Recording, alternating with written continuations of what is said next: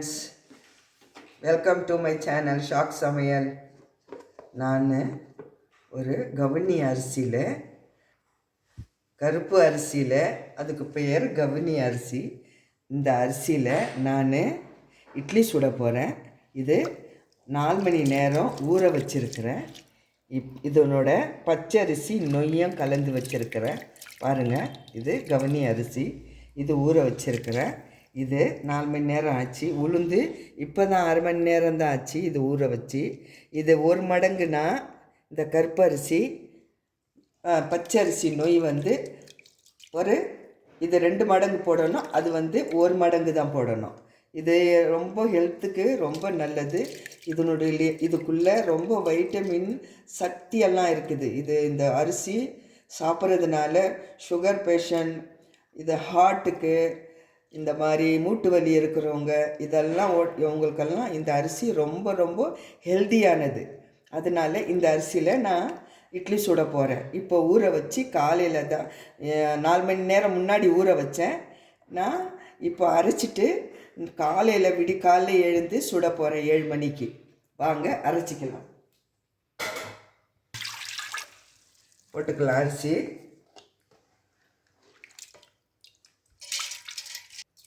இது 2 தடவை சுத்தமாக கழுவி வச்சுருக்கிறேன். இது 3ஆவது தடவை தண்ணி. இந்த தண்ணி கூட வேஸ்ட் பண்ணக்கூடாதுங்க, அவ்வளோ சத்தானது. இதுவும் இதே தண்ணி ஊற்றிக்கலாம்.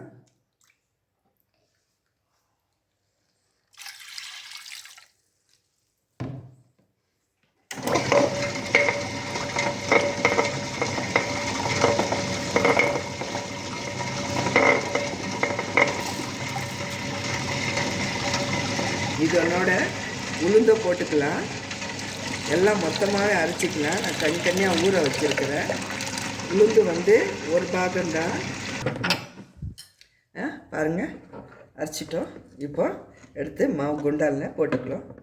ஒரு பவுனில் போட்டுக்கிறோம். இந்த மாதிரி அரைச்சிட்டு எடுத்து ஒரு பவுனில் போட்டு வச்சிடலாம். ராத்திரியை முழுக்கும் அப்படியே வச்சிடணும் மூடி. உப்பு மட்டும்தான் போடணும், சோடா மாவு போட வேண்டாங்க. அப்படியே புளிச்சிடும் இந்த மாவு.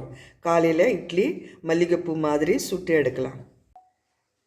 இந்த அரிசியில் தான் நான் இட்லி சுட போகிறேன். இது கவுனி அரிசி. இந்த கம்பெனி பேர் தெரியுது பாருங்கள், கருப்பு கவுனி அரிசி போட்டிருக்கு பாருங்கள்.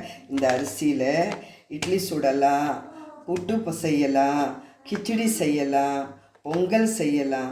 ரொம்ப ரொம்ப உடம்புக்கு ரொம்ப நல்லது. இதில் பாயாசம் செய்யலாம்.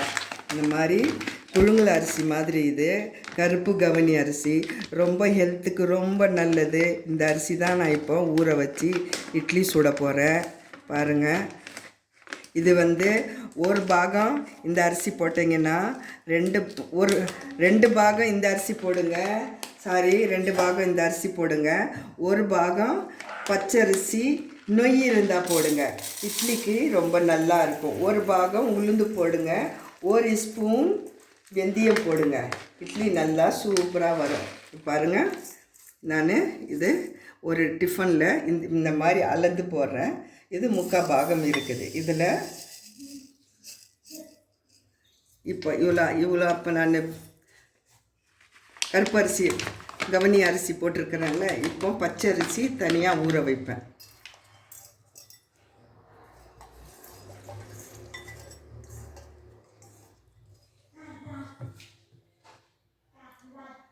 இது ஒரு தடவை போட்டு நல்லா அலசி 2 தடவை வச்சுட்டு 3ஆவது தடவை நல்ல தண்ணி ஊற்றி ஊற வைக்கணும்.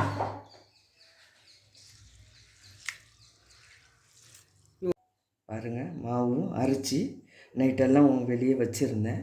வச்சுட்டு விடிக்காலையில் எடுத்தேன். பாருங்கள், இந்த மாதிரி உப்பி வரணும். நல்லா உப்பி வந்தால் இதுக்கு சோடா மாவெல்லாம் போட வேண்டாம்.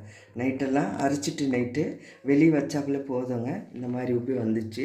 இப்போ இப்படி கலக்கிடலாம். எவ்வளோ அழகாக வந்திருக்கு பாருங்கள் மாவு. இந்த கருப்பரிசி மாவு எவ்வளோ அழகாக வந்திருக்கு பாருங்கள். இது எடுத்து இப்படி கலக்கிட்டு, உருண்டியாக இருக்காது, நல்லா கலக்கும் போதே உப்பு போட்டு அழகாக கலக்கிடணும். கலக்கிட்டிங்கன்னா நல்லா இந்த மாதிரி உப்பு வரும். இந்த அரிசி இட்லி செஞ்சு சாப்பிட்டா எந்த நோயும் உண்டாகுதுங்க. ரொம்ப உடம்புக்கு ஹெல்த்துக்கு ரொம்ப சத்து. இந்த மாவு பாருங்கள் எப்படி இருக்குது, ரத்தம் மாதிரி இருக்குது பாருங்கள், சிகப்பாக இருக்குது பாருங்கள். இது அவ்வளோ நல்லதுங்க இந்த அரிசி. வாங்க இட்லி ஊற்றிக்கலாம். நல்லா தண்ணி சலசலன்னு கொதிக்கும் போது இட்லி போட்டிங்கன்னா ஒரே ஒரு ஆவிலே வெந்துடும் இட்லி. பாருங்கள், நாங்கள் தண்ணி நல்லா சூடாயிடுச்சு பாருங்கள். நல்லா சூடு ஆவி பறக்க பறக்க தண்ணி வச்சுருக்கிறேன். இதில் நான் இப்போ எண்ணெய் தடவி வச்சுருக்கிறேன் தட்டில். இப்போ இட்லி ஊற்றிக்கலாம் வாங்க.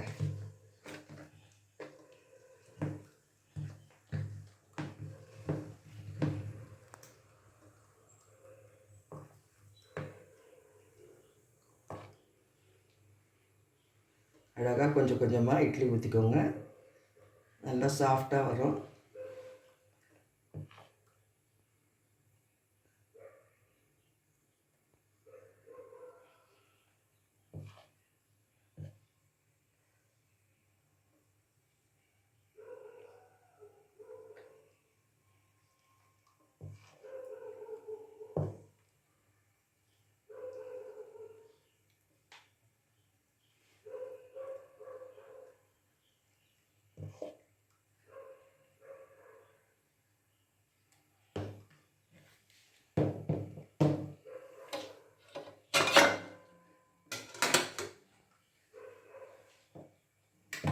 முதல்ல எண்ணெய் தடவி வச்சுருக்கிறேன் தட்டுக்குழியில் பாருங்கள், எண்ணெய் தடவி வச்சுருக்கிறேன்.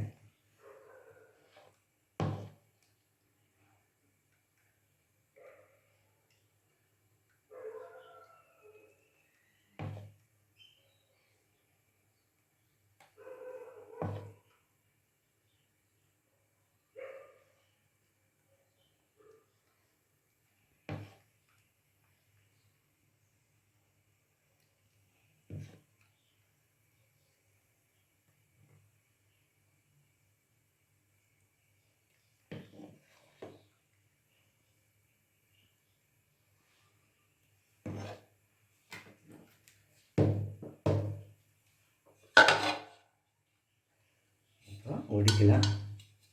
ஒரே ஒரு ஆவி வந்தவனே இறக்கிடலாம், இட்லி வெந்துடும். தண்ணி கொச்சவொடனே வச்சிங்கன்னா சீக்கிரம் வெந்துடும். ஆன் பண்ணி வச்சுருக்கிறேன் ஹையில். பாருங்கள், இட்லி ஆயிடுச்சு, ஆஃப் பண்ணிட்டேன். இப்போ மூடியை திறந்து பாருங்கள் எவ்வளோ அழகாக வந்திருக்குன்னு, சாஃப்டாக வந்திருக்கு. ஈரக்கையோட கொஞ்சம் தொட்டு பாருங்கள், நல்லா சோடா மாவே போடலை பாருங்கள் எவ்வளோ அழகாக வந்திருக்குன்னு. இதை எடுத்து இப்போ வெளியே வச்சுக்கலாம். இப்போ இட்லி எடுத்து இப்படி வச்சுக்கின்னு சுடு தண்ணியில் ஸ்பூனை இப்படி பண்ணி அழகாக இப்படி எடுத்துக்கலாம்.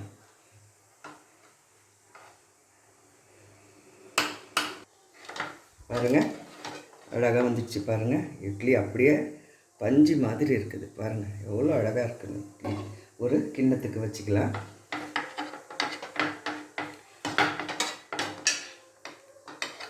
நைட்டு ஒரு 7 மணிக்கு அரைச்சிங்கன்னா விடிக்காலையில் நல்லா உப்பி வந்துடும் மாவு.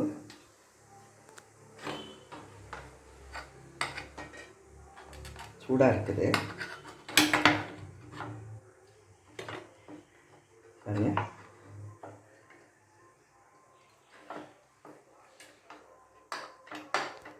தண்ணி தொட்டு தொட்டு எடுத்திங்கன்னா அழகாக வந்துடும்.